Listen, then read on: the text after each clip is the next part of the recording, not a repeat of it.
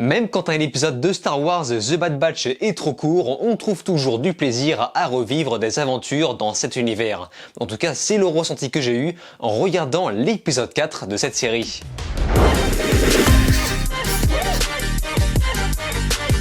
Salut à tous, c'est Vince alias Amir Game et on se retrouve aujourd'hui pour faire le point sur l'épisode 4 de la série The Bad Batch.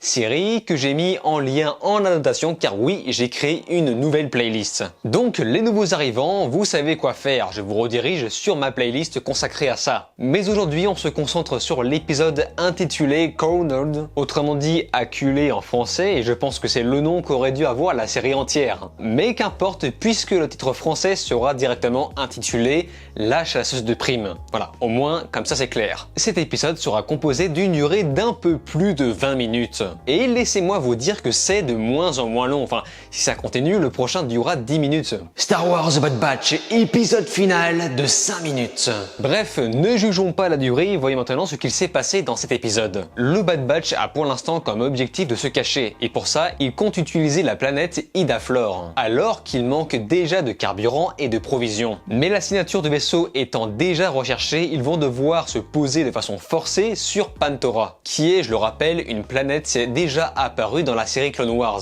Ils comptent se poser temporairement ici juste le temps de brouiller le système, pour faire taire le propriétaire du quai, Tech le soudoie en échange de quelques crédits. Mais il faut croire que ce n'est pas assez car le proprio va faire appel par la suite à la chasseuse de primes, Fennec. En effet, cette dernière est à la recherche d'Omega. Pendant ce temps, on remarque que le message de l'amiral Rampart impose encore son code d'identité. Le code d'identité de l'Empire qui consiste à échanger la monnaie locale des peuples contre les crédits impériaux. Ce qui signifie que toutes les planètes urbaines du système sont affectés par l'Empire. Plus tard, Omega se perd et se fait prendre par Fennec. Mais heureusement que Hunter n'est pas dupe puisqu'il comprend immédiatement quel genre de personne est cette dernière. Du côté de Tech et Wrecker, ces derniers trouvent enfin la clé de signature planquée dans leur vaisseau. S'ensuit une course-poursuite où Omega échappe à la chasseuse. Pour finir, le vaisseau est enfin réparé sans la puce avant de décoller. Les héros vont devoir comprendre qui a envoyé cette mystérieuse chasseuse de primes. Alors sur le coup, je me suis dit que c'est forcément l'Empire,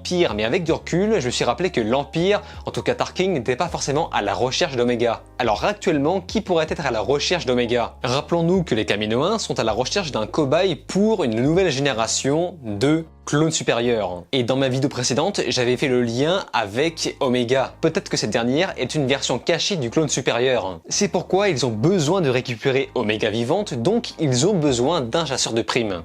Fennec. En dehors de ça, j'imagine que vous l'avez remarqué, mais Pantora est une planète inspirée de la culture de l'Iran et qui, à l'inverse de Idaflor, qui est censée être inhabitée, cette dernière est complètement noire de monde. Monde qui acclame les clones comme des héros, sans savoir ce qu'ils ont fait pour gagner la guerre. À ce niveau-là, l'Ordre 66 est vraiment un complot dans toute sa splendeur. Ensuite, chose que j'ai trouvé pas mal, c'est le fait que l'Empire impose leur nouvelle monnaie unique et présentée de façon positive par ces derniers, en faisant genre aux gens « Mais ne vous en faites pas, c'est sans frais !» Seulement, la réalisation de l'épisode a eu l'intelligence de montrer les visages sceptiques de la Clone Force 99, afin de montrer qu'au contraire, la situation est beaucoup plus inquiétante qu'il n'y paraît, puisque ça montre que l'Empire pose une domination supplémentaire sur les différentes planètes. À part ça, je suis curieux de savoir si Fennec changera de camp rapidement pour se ranger du côté du Bad Batch. Et je pense que oui, puisqu'on la voit faire preuve de clémence à la fin face à son contact,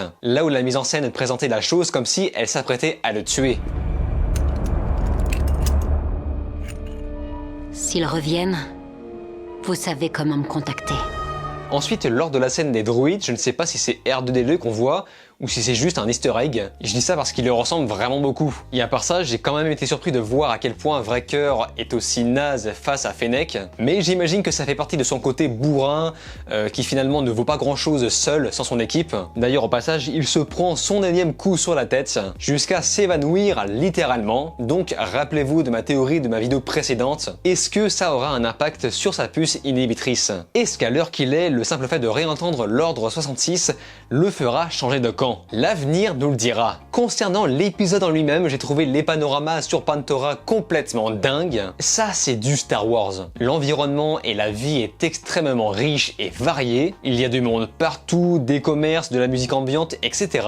Et ça m'a rappelé un peu la course-poursuite dans l'Attaque des clones. Surtout que Fennec me fait beaucoup penser à Zam Wesell. Le système de commerce où les vendeurs n'achètent pas tout et ne revendent pas n'importe quoi est pas mal aussi. Ça ajoute un peu plus de crédibilité dans l'univers. Par contre, là où on voit que ça reste une série globalement pour les enfants, c'est lorsque Echo se fait passer pour un droïde. Genre normalement, il devrait au moins l'examiner, regarder son matricule, etc. Disons que ça marcherait beaucoup moins pour une adaptation live. En tout cas voilà, c'est à peu près ce que j'ai pensé de cet épisode. Forcément, qui dit épisode court dit vidéo courte, mais heureusement que vous étiez là dans les commentaires de ma vidéo précédente pour ajouter votre patte. Car Luna nous parle de la création de clones sensibles à la force, en émettant pas mal d'hypothèses dessus. Et avec du recul, je dois avouer que je n'ai jamais été fan de ces théories, car selon moi, ça pète beaucoup trop l'univers. Pourquoi perdre du temps à cloner Jango Fett alors qu'on peut déjà cloner une armée de Yoda? C'est pourquoi le fameux concept autour du clonage de Palpatine dans l'ancien univers étendu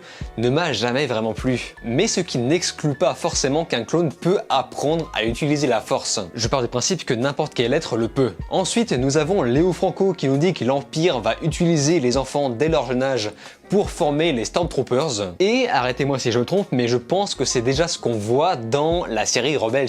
Le fait de former les enfants très jeunes afin de mieux leur bourrer le crâne. Ensuite, nous avons Blast Bomb 74 qui pense que Disney attend gentiment que la première saison se termine avant de se décider à bien déglinguer le Bad Batch. En gros, Disney attend de voir s'il y a beaucoup de pognon à faire avec cette série pour savoir si c'est vraiment une bonne idée de tuer ces personnages. Personnages qui pourront être réutilisés plus tard dans d'autres fictions. Et nous finissons sur Joel Bale qui pense que Omega est une clone terminée, de la catégorie terminée. Une clone prévue par les Kaminoans. Ne serait-ce que par son propre nom, Omega, on peut s'imaginer qu'il y avait d'abord une alpha puis une oméga. Ce qui match avec ma théorie que Omega est peut-être l'extrait d'une clone supérieure. Et j'ai hâte de voir dans la suite si cette théorie s'applique. Bref, en tout cas, cette série avance vraiment très doucement. Cet épisode a surtout servi à mettre en scène Fennec, mais pas grand chose de plus. Je pense que Bad Batch est plus intéressant à regarder en enchaînant tous les épisodes d'un coup qui se sifflent bien trop vite.